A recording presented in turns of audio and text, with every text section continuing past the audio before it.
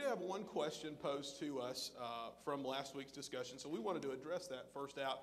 And the question was, we talked about the different aspects of the garden, and the question that was posed was this: was Satan for or against the crucifixion of Jesus? And there are some scholars that say there are conflicting views about that. So, Brandon, can you just tell us a little bit about what you think about Satan's point of view on that? Yeah, I just want to begin by saying, man, what an incredible question.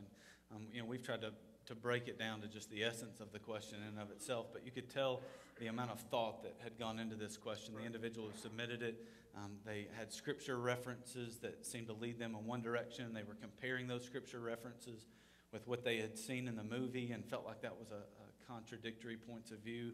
And so there's a tremendous amount of thought. And so I was very encouraged just by the depth of thought that even went into the question. For the question itself, where does Satan stand on the whole crucifixion thing? One of the passages of Scripture that was provided in the question was 1 Corinthians chapter 2, verse 8. And basically 1 Corinthians chapter 2, verse 8 says that if the rulers of this age had understood the wisdom of God, they would not have crucified the Son of God. And typically speaking, the phrase ruler of this age is a reference to Satan.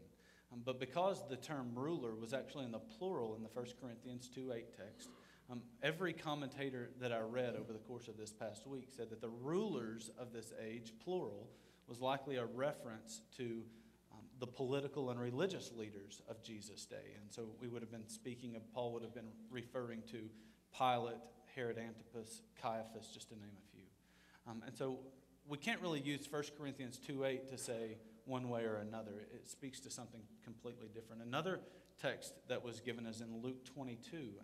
And in that text it says that Satan entered into Judas, and then the events that immediately follow, you see that Judas goes and he makes an agreement with the religious leaders to betray the Son of God. I don't think that we can answer the question just by looking at that text in and of itself. In fact, scholars like John Piper and even John MacArthur, they wrestle with this question, and they say that the text that we need to turn our attention to is actually the conversation that Jesus has with Peter. And in that conversation, Peter identifies Jesus as the Son of God, and Jesus says, "Surely my Father in heaven revealed this to you. You didn't reach this conclusion on your own."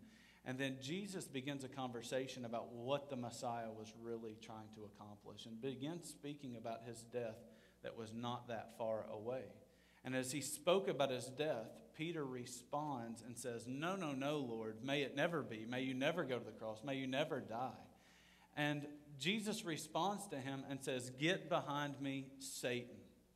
And so from at least the way John Piper and John MacArthur read that text, they see that as an indicator that Jesus perceived the work and the activity of Satan as one who was trying to keep him from going to the cross. And so I think that's probably the best way to understand it. That still leaves the Judas passage. And so what do we do with the fact that Satan does enter into Judas and then he betrays him? And I think the best explanation, as you try to hold all this together in a consistent manner, is to see that Satan came to a place in his life where he realized this crucifixion is going to happen. And as a guy who was all about coming to steal, kill, and destroy, the thing that he was trying to accomplish in that moment was, let's make this as painful for Jesus as possible. Not only physically painful, but emotionally painful by having Judas, who was one of Jesus' closest followers, betray him and turn him over and ultimately cause his death, or play a major role in his death. Hope that answers the question. We want to invite you, if you have questions, you can submit those on our website under the Contact Us portion. And you can just send those in, and we'll do our best to get to those next week if time permits. And I do want to say one thing before we watch this clip, that, again, I'll just reiterate, and the judge will speak to this a little bit later. But what you will hear tonight is very educated, and you should respect it as such. But again, we want to let you know that these are a lot of these perspectives and points of view are speculation, because we cannot look into the minds, as we'll talk about a little bit later, of the authors, the human authors of the Bible and of Scripture, and ascertain what they were thinking. So a lot of this is speculation, but it's very well-researched speculation. And so just something to keep you thinking. With that, let's watch our first clip for the night.